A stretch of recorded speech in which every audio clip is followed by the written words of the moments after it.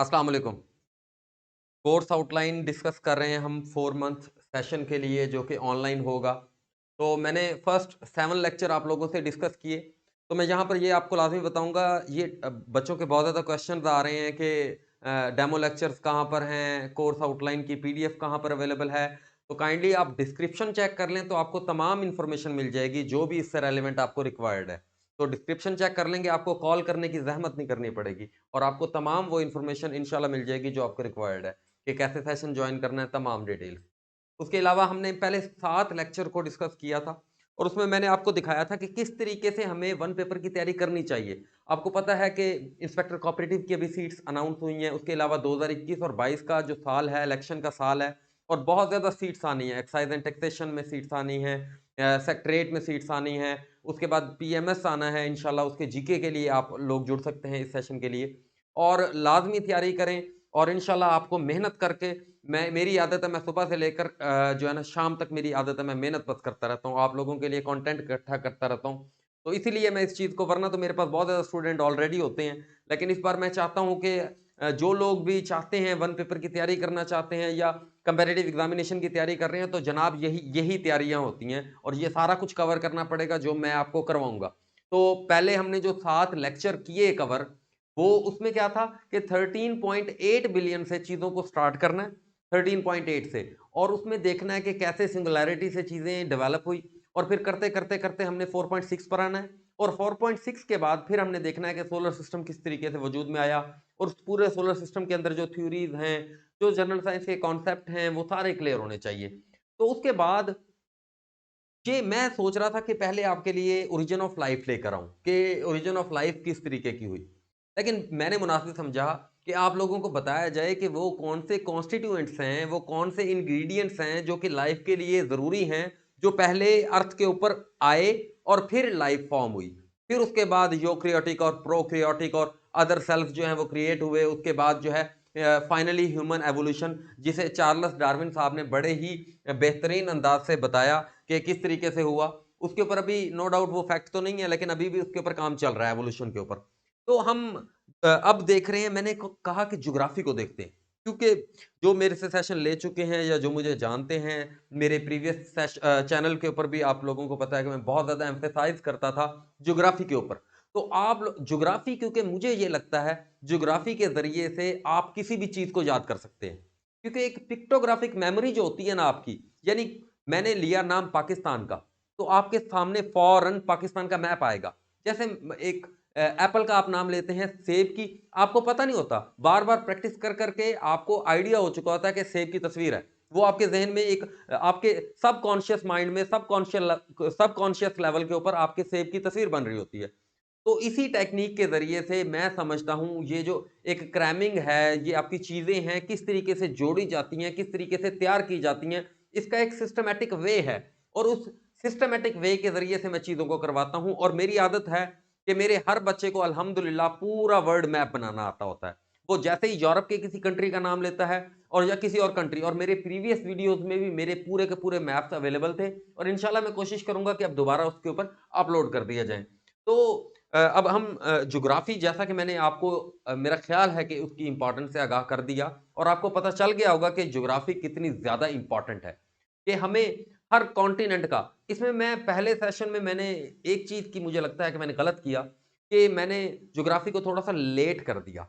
लेकिन अब इस सेशन में मैंने बिल्कुल वहीं पर रखा है जहाँ पर उसको होना चाहिए। वो जो मैं बात कर रहा हूँ कि इस कोर्स आउटलाइन की अरेंजमेंट, वो आपने बहुत ज़्यादा ख़्याल करना है, कि लेक्चर 8 जो है ना अब इसमें हम क्या करेंगे कि हमने 13.8 से लेकर 4.6 तक जितने भी क्वेश्चन पीपीएससी में आ सकते थे, 1 पेपर में आ सकते थे, वो कर लिए।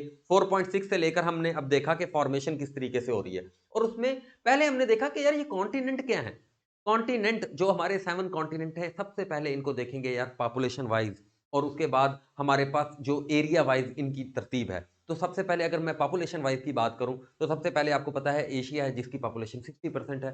उसके बाद आपका अफ्रीका है, अफ्रीका की पॉपुलेशन जो है 20% है। उसके बाद आपका यूरोप है तीसरे नंबर पर और चौथे नंबर पर फिर जो है आपका नॉर्थ अमेरिका और साउथ अमेरिका और 5वें नंबर पर साउथ अमेरिका और उसके बाद फिर जो है आपका जो है ऑस्ट्रेलिया है और फिर उसके बाद आपका क्या है जी अंटार्कटिका लास्ट में है, उस पर बहुत ही मिनिमल आपकी जो है वो पॉपुलेशन है। उसके बाद अगर मैं एरिया वाइज़ बात करूँ, तो एशिया फिर अगेन पहले नंबर पर है, यूरोप दूसरे नंबर पर है, उसके बाद तीसरे नंबर पर अगर एरिया वाइज़ बात करूँ, तीसरे नंबर पर आपके जो पास नॉर्थ अमेरिका है, चौथे नंबर पर साउथ अमेरिका है, 5वें नंबर पर अंटार्कटिका है, छठे नंबर पर आपके पास यूरोप है और 7वें नंबर पर ऑस्ट्रेलिया है। तो ये आपको पता हो, फिर इसके आपको कॉन्टिनेंट्स के मैं हाईएस्ट और मैं साथ पिक्टोग्राफिक मेमोरी के ज़रिए से करवाऊँगा। आराम-आराम से बनाएँगे, एक रफ़ सा स्केच, आराम-आराम से इंशाल्लाह चीज़ों को लेकर चलेंगे ताकि आपकी एक वो जो मैं बात कर रहा हूँ कि पिक्टोग्राफिक मेमोरी जनरेट हो, वो करवा सकूँ मैं। तो हम देखेंगे कि भी एशिया का जो हाईएस्ट पॉइंट है आपको पता है माउंट एवरेस्ट जो कि नेपाल और चाइना के बॉर्डर के ऊपर है, वो है। उसके बाद हम देखेंगे कि जो आपका माउंट एवरेस्ट की जो हाइट है, थोड़ा बहुत उसके बारे में इन्फॉर्मेशन ताकि लिंकेज बना रहे। लिंकेज बना रहना बहुत ज़्यादा ज़रूरी है। उसके बाद हम इसका लोएस्ट पॉइंट देखेंगे डेड सी जो कि इज़राइल, जॉर्डन और पैलेस्टाइन इन तीनों के दरमियान में है और इसके डेड सी से 400 मीटर के फासले पर आपका मेडिटेरेनियन सी है। उसके बाद हम देखेंगे कि ये इसका हाईएस्ट पॉइंट हो गया, लोएस्ट पॉइंट हो गया। उसके बाद हम देखेंगे यूरोप जो अफ्रीका जो है उसका highest point mount Kilimanjaro Tanzania के अंदर और इसका लोएस्ट पॉइंट जो है लेक असल डिजिबूटी के अंदर और उसके बाद हम देखेंगे नॉर्थ अमेरिका डेनाली पीक जिसका प्रीवियसली नाम जो है मैकिनली पीक था, ठीक है जी, जो कि अलास्कन रेंज के अंदर है। उसके बाद इसका जो लोएस्ट पॉइंट है वो डेथ वैली है, जो कि कैलिफोर्निया के अंदर है। उसके बाद हम देखेंगे साउथ अमेरिका का हाईएस्ट पॉइंट जो है माउंट अकुनकंगुआ जो कि एंडस रेंज में जो कि दुनिया की पहले नंबर की माउंटेन रेंज है। उसके बाद इसका लोएस्ट पॉइंट भी अर्जेंटीना लगूना डेल कार्बन है। उसके बाद हम देखेंगे नॉर्थ अमेरिका हो गया, साउथ अमेरिका हो गया। उसके बाद हम देखेंगे यूरोप में। यूरोप के अंदर थोड़ी-सी आपको क्रिटिकल चीज़ को देखना पड़ेगा कि माउंट एल्ब्रस अगर हम रशिया को जो है कंसीडर करते हैं यूरोप का पार्ट जो कि ज्योग्राफिकली करना ज़्यादती है क्योंकि आपको पता है रशिया जो 75% है वो एशिया में 25% जो है यूरोप में है। लेकिन अगर हम कंसीडर कर लें क्योंकि उसका जो पॉपुलेशन वाला पार्ट है वो यूरोप के अंदर है। उसकी पॉपुलेशन 75% यूरोप में है और 25% एशिया में है। तो अगर उस तरीके से हम कंसीडर करें तो इसकी माउंट एल्ब्रस बनती है। रशिया को अगर पार्ट कंसीडर करें किसका जी हम यूरोप का। तो अगर उसको ना कंसीडर करें तो माउंट ब्लैंक जो है वो basically disputed between Italy and France है उसके बॉर्डर के ऊपर है और ये जो आपकी माउंट एल्ब्रस है ये कॉक्सस माउंटेन के ऊपर है और वो जो आपकी माउंट ब्लांक है वो डिस्प्यूटेड है बिटवीन इटली एंड फ्रांस ठीक है जी और वो आल्प्स रेंज में है आल्प्स रेंज की सबसे हाईएस्ट पीक भी है वो तो ये यूरोप का थोड़ा सा आपको ट्रिकी इंशाल्लाह लेकिन ड्यूरिंग लेक्चर में क्लियर करवाऊंगा इसको उसके बाद जो है आपका इसका लोएस्ट पॉइंट जो है वो कैस्पियन सी है और कैस्पियन सी आप बेसिकली ये लेक है तो बड़ी लेक को हम बेसिकली सी कहते हैं जो सबसे बड़ी लेक होती है उसको सी कहते हैं और जो एवरेज लेवल की लेक होती है उसे लेक कहते हैं और जो स्मॉलेस्ट लेवल की लेक होती है उसको हम लेक जो है पौंड कहते हैं पौंड तो इस तरीके से आपको इनकी ज्योग्राफिकल जो टर्मिनोलॉजीज है उनके बारे में बड़ा सिंपल करके आपको आगाह किया जाएगा उसकी एक पिक्चर्स भी दिखाई जाएंगी लेकिन पहले मैं खुद ड्रॉ किया करूंगा यहाँ पर क्योंकि मैं समझता हूँ खुद ड्रॉ करनी आनी चाहिए उसके बाद हाँ पिक्चर से मदद लाजमी ली जा सकती है और इंशाल्लाह आपको दिखाएँगे भी सही उसके। और इसके साथ 5 कंट्रीज़ आपको लगते हैं उसका फ़ॉर्मूला तारीख़ हमने बनाया हुआ है।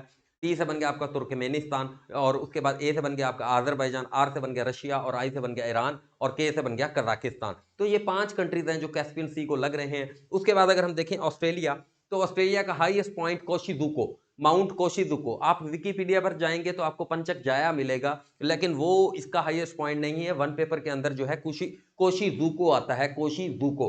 उसके बाद इसका जो लोएस्ट पॉइंट है lake eri which is the driest lake of the world तो उसके बाद ये कॉन्टिनेंट के हाईएस्ट लोएस्ट पॉइंट इसका एक थोड़ा सा आउटलाइन को देखेंगे चीजों को देखेंगे आपका ज्योग्राफी के साथ इंटरेस्ट बनवाएंगे आप देखोगे और आपको बगैर नोट्स के बगैर किसी चीज के पढ़ाऊंगा यानी जो मुझे आता है वही आपको करवाऊंगा कुछ एक्स्ट्रा चीजें आपको नहीं करवाऊंगा आपको क्लियर रिप्रेजेंटेशन दिखाऊंगा कि किस तरीके से तैयार किया हुआ है किस तरीके से अब्जॉर्व किया हुआ है किस तरीके से अडेप्ट किया हुआ है आपसे भी इसी तरह करवाऊंगा लेकिन it will take some time इंशाल्लाह तो लेकिन हम उसको बिल्कुल बेहतरीन तरीके से करेंगे तो उसके बाद फिजिकल फीचर्स देखेंगे अब फिजिकल फीचर से मेरी क्या मुराद है फिजिकल फीचर से मुराद मेरी ये है कि देखें आपकी अर्थ जो है बेसिकली 3 इसके कंपोनेंट्स हैं एक आपकी क्रस्ट है उसके बाद आपकी मेंटल है उसके बाद आपकी कोर है मैं आपको दिखाऊंगा कि भी क्रस्ट जैसे दो तरह की होती है कॉन्टिनेंटल क्रस्ट है एक ओशियानिक क्रस्ट है कॉन्टिनेंटल क्रस्ट के अंदर जो है सिलिकॉन और एल्यूमिनियम होता है और ओशियानिक क्रस्ट के अंदर आपका सिलिकॉन और मैग्नीशियम होता है तो अब ये हम देख लेंगे उसके बाद मेंटल को देखेंगे मेंटल भी डिफरेंट टाइप के मटेरियल से बनी होती है और इसके अंदर रेडियो एक्टिव एलिमेंट्स होते हैं ये रेडियो एक्टिव एलिमेंट्स क्या होते हैं? ये एनर्जी को एक्सक्रीट करते रहते हैं, खारिज करते रहते हैं। तो इनकी एनर्जी कांस्टेंट जो है वो खारिज करते हैं, तो आपको पता है all form of energy is converted into heat. तो वहाँ पर बहुत ज़्यादा हीट हो जाती है। तो वहाँ पर जो मेटल मौजूद हैं, वो मेटल क्या हो जाता है? मेल्ट हो जाता है और फिर यहाँ पर कन्वेक्शन शुरू हो जाती है। जो वो मेल्टेड जो आपका मेटल्स हैं, वो मैग्मा की सूरत में मूव करना शुरू हो जाते हैं और इस मेंटल के ऊपर आपकी एस्थेनोस्फीयर होती है। ये एस्थेनोस्फीयर जब आपकी इस एस्थेनोस्फीयर जब आपकी मूव करती है, इससे आपकी लिथोस्फीयर भी मूव करती है और इस लिथोस्फीयर के ऊपर आपकी ये कॉन्टिनेंटल क्रस्ट और ओशियानिक क्रस्ट है, तो उसकी वजह से ये भी मूव करती है, जो कि प्लेट टेक्टोनिक थ्योरी है। इंशाल्लाह बड़े आराम से, बड़े तरीके से, बड़े ज़बरदस्त तरीके से आपको समझाया जाएगा और physical features of the map और ये जो अर्थ के फिजिकल फीचर हैं, ज्योग्राफिकल फीचर्स हैं, बड़े ज़बरदस्त तरीके से आपको करवाए जाएंगे। टेंशन नहीं लेनी, आपको बेहतरीन करवाएंगे। उसके बाद तो हम लेक्चर 10 देखेंगे पॉलिटिकल मैप। तो अब मुझे पता है ये थोड़ा-सा जो है ट्रिकी हो सकता है, लोगों को ज़्यादा नहीं याद होते, लेकिन इंशाल्लाह आपको मैं दिखाऊँगा कि कैसे याद किए जाते हैं। हर एशिया का जैसे सार का एमबीबीएस पेन, एक फ़ॉर्मूला बना हुआ है। उसके बाद एमबीबीएस टीवी क्लिप, एसियान का फ़ॉर्मूला बना हुआ है। ऑर्गनाइज़ेशन की मदद लेते हुए आपको सार्क करवाई जाएगी, एसियान करवाई जाएगी, कंट्रीज़ के नाम मेमोराइज़ करवाए जाएँगे आपको। उसके बाद सेंट्रल एशियन कंट्री जो है इनकी आपको जैसे आपको पता है उज़्बेकिस्तान, ठीक है, उज़्बेकिस्तान का क्या है जी? ताशकंद, तो उज़्मा को ताश पसंद है, इस तरीके से। उसके बाद जी ताजिकिस्तान, ताज वाले लोगों को दुम्बे पसंद होते हैं, दुशंबे। इस तरीके से आपको मेमोरी ट्रिक्स के ज़रिए से बेहतरीन तरीके से एसोसिएशन करवाकर बेहतरीन तरीके से सेंट्रल एशिया के अंदर मुझे पता है बच्चों को याद नहीं होते। इनकी करेंसीज़, इनके कैपिटल, इनकी सारी चीज़ें आपको बड़े ट्रिक के ज़रिए से करवाऊँगा। उसके बाद एशिया के सारे कंट्रीज़ इस तरीके से हम कर लेंगे और उसके बाद इसकी ऑर्गेनाइज़ेशन के ज़रिए से, जैसे आपकी जीसीसी है 25 मई 1981 को बनी थी और उसके अंदर 6 कंट्रीज़ हैं, वो अरेबियन पेनिनसुला वाले सारे कंट्रीज़ आपको करवाएँगे। उसके बाद इसी तरीके से आपको मिडल ईस्टर्न रीजन, ये जो आपका फर्टाइल क्रिसेंट है, फर्टाइल क्रिसेंट को बड़े बेहतरीन तरीके से करेंगे। आपको रिफ्ट वैली के बारे में बताएँगे। ये बेसिकली रिफ्ट रिफ्ट वैली जो है ना, ये आपकी ब्लॉक माउंटेन्स के ज़रिए से क्रिएट होती हैं। यानी देखिए, जैसा कि मैंने आपको पहले लेक्चर्स में 7 लेक्चर्स में दिखाया कि किस तरीके से एवरीडे साइंस और जीके और ज्योग्राफी कनेक्टेड है और इस्लामियात कनेक्टेड है। इस लेक्चर में देखें एवरीडे साइंस और ज्योग्राफी को कैसे कनेक्शन बना रहा हूँ। इंशाल्लाह इस बेहतरीन कनेक्शन के ज़रिए से आपको चीज़ें समझाऊँगा। उसके बाद लेक्चर नंबर 11 होगा हमारा political map of the Europe. तो यूरोप के अंदर भी अब हमारा एक फ़ॉर्मूला है, जैसे बाल्कन लोगों को याद नहीं होता, स्लोक्रो बोसे मा अल-मौज, स्लोक्रो बोसे मा अल-मौज, स्लोवेनिया, क्रोएशिया, बोस्निया, हर्ज़ेगोविना, ठीक है जी, स्लोक्रो बो से सर्बिया, मा मॉसिडोनिया और मॉन्टेनीग्रो, ठीक है जी, अल्बानिया और जो है उसके बाद जी से ग्रीस। इस तरीके से आपको ऐसे ट्रिक्स के ज़रिए से और आपको स्कैंडिनेवियन कंट्रीज़ जो हैं वो याद नहीं होते या स्कैंडिनेवियन और नॉर्डिक के बारे में आपको नहीं पता चलता। तो बड़े ही सादा तरीके से, बड़ा सादा, मैं बहुत ज़्यादा सादा बोलता होता हूँ और मेरे बच्चे बताएँगे भी आपको, बहुत ज़्यादा सादा तरीके से समझाता हूँ चीज़ों को और ये आपके लिए बिल्कुल भी मसला नहीं रहेगा। उसके बाद अगर मैं बात करूँ, पॉलिटिकल मैप भी हो जाएगा यूरोप का और उसके बाद पॉलिटिकल मैप ऑफ अमेरिका। तो अमेरिका का, साउथ अमेरिका का हमने एक फ़ॉर्मूला याद किया हुआ है। थोड़े से कंट्री हैं, बिफोर कॉलेज पप्पू से बीवी। बी से बन गया ब्राज़ील, उसके बाद सी से बन गया आपका कोलंबिया और उसके बाद फिर बिफोर कॉलेज सी से बन गया आपका जो कोलंबिया बन गया, उसके बाद जो है आपका वेनेज़ुएला। इस तरीके से सारे के सारे बिफोर कॉलेज पप्पू से, पी से बन गया पराग्वे और यू से बन गया उरुग्वे। उसके बाद जो है पी से बन गया आपका पीरू, उसके बाद जो है आपका जो है इसी अर्जेंटीना, इसी तरीके से जो है ब्राज़ील, उसके बाद जो है आपका वेनेज़ुएला। इस तरीके से आपके बिफोर कॉलेज पप्पू से बीवी से हमने पूरा का पूरा साउथ अमेरिका कर लेना है। हाथी की सूंड की तरह का होता है, पूरा थोड़ा-सा आउटलाइन ड्रॉ करके उसके अंदर बहुत आराम-आराम से, हमने कोई उसमें परफेक्शनिस्ट नहीं बनना, आपको चीज़ें करवाना मकसद है। उसके बाद political map of the Africa. अब अफ्रीका की भी, पूरे अफ्रीका के मैप की मैंने एक स्टोरी तैयार कर रखी है कि जी अंगोला का लौंडा नामीबिया से विंडहोक लगी है, कैमरून में गया, गैबोन में गया, लिब्राविली लिए, कैमरून ने योंडे हो गया जी, कैमरून में चोट लग गया। उसके बाद जी नाइजीरिया से अबू देख रहा था, अबू को कहा जा, बेनिन में पार्टी की है, टोगो में लोमे हो गया। उसके बाद गाना सुना है, गाना सुन के फिर एक्टिव हो गया। फिर उसके बाद एवरी कोस्ट में गया, सुकड़ गया। उसके बाद जी ऐसे पूरी पूरी की पूरी अफ्रीका की स्टोरी याद की हुई है, जो मेरे सारे बच्चों को अल्हम्दुलिल्लाह आती है और पूरा अफ्रीका क्लियर हो गया। एक स्टोरी है, कनेक्टेड है, कैपिटल सारे याद हो गए, कंट्रीज के साथ एसोसिएशन होगी, उनके मैप बना लिए और उनके मुतालिक कोई भी क्वेश्चन आएगा वो टैकल कर लेंगे। समझ आई बात की? तो इस तरीके से चीज़ें आपके लिए बहुत ज़्यादा आसान हो जाएँगी और अफ्रीका का और इसके ट्रिक्स, फिर अफ्रीका के हाईएस्ट लोएस्ट पॉइंट, यानी हर कॉन्टिनेंट के बारे में इंफॉर्मेशन उसकी गैदर करेंगे, उसके बारे में चीज़ों को करेंगे। उसके बाद जो है बेहतरीन तरीके से, अब उसके बाद ओशंस, फिर पानियों की जब बारी आएगी, पहले ओशन देखेंगे, ओशन को देखने के बाद इस ओशन के अंदर कौन से सीज हैं उनको देखेंगे, ओशन के सीज देखने के बाद फिर इसके अंदर देखेंगे कौन से आइलैंड्स हैं, जैसे आपका साउथ चाइना सी है, जैसे आपका पैसिफिक ओशन है, इधर साउथ चाइना सी है, साउथ चाइना सी के अंदर आपका जो है स्पार्टली आइलैंड जो है वो सबके दरमियान मलेशिया उसके बाद चाइना और वियतनाम के दरमियान डिस्प्यूटेड है। उसके बाद स्पार्टली आइलैंड के बाद फिर सिनकाकू आइलैंड चाइना और जापान के दरमियान डिस्प्यूटेड है। सकलैन आइलैंड जो है वो रशिया और जापान के दरमियान डिस्प्यूटेड है। डिस्प्यूटेड आइलैंड्स को करेंगे, फिर उसके बाद रिवर्स को करेंगे, रिवर्स के बाद फिर उसके बाद लेक्स को देखेंगे, ओशंस को, फिर ओशन के सबसे पहले ओशन की एक बेस बनाएंगे कि जी 5 ओशन है आपके, पैसिफिक ओशन है सबसे लार्जेस्ट ओशन है, पैसिफिक ओशन के बाद अटलांटिक ओशन है, अटलांटिक ओशन जी दूसरे नंबर पर ओशन है, और पैसिफिक ओशन के अंदर देखेंगे हम मारियाना ट्रेंच 10,900 मीटर है जो कि फिलिपाइन में है, और इसके अंदर कौन सी डीप गई है जी, चैलेंजर डीप गई है। और अभी वो आपका एक विक्टर वेस्कोवो जो कि अमेरिकन है, जिसने 5 डीप्स के अंदर भी गया है, माउंट एवरेस्ट पर भी गया है, उसके बाद नॉर्थ पोल पर भी गया है, साउथ पोल पर भी गया है, जिसने हर जगह को उसको देखेंगे और उसके जरिए से बेहतरीन आपका चीजें करवाएंगे आपको। उसके बाद इंडियन ओशन है, इंडियन ओशन का लोएस्ट पॉइंट जो है आपका, डीपेस्ट पॉइंट जो है आपका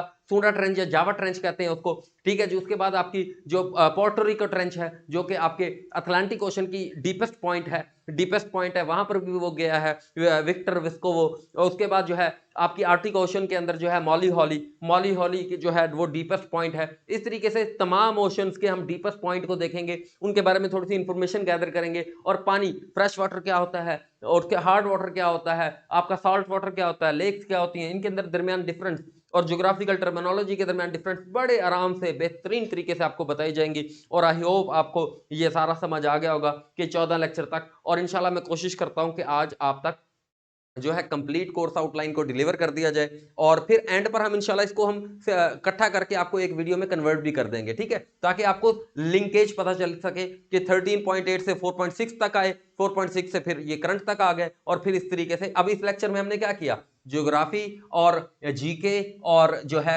एवरीडे साइंस को इकट्ठा करने का आपको तरीका बताया। तो ये जो 6 सब्जेक्ट हैं जो इकट्ठे करने हैं, ये याद रखना, और ये मेरी कोर्स आउटलाइन को बहुत अच्छे तरीके से फॉलो करना। इंशाल्लाह आपको बेहतरीन तरीके से चीजें समझ आएंगी और एक कनेक्शन बनता जाएगा, चीजें आपस में जुड़ी हुई आपको नजर आएंगी इंशाल्लाह। Thank you.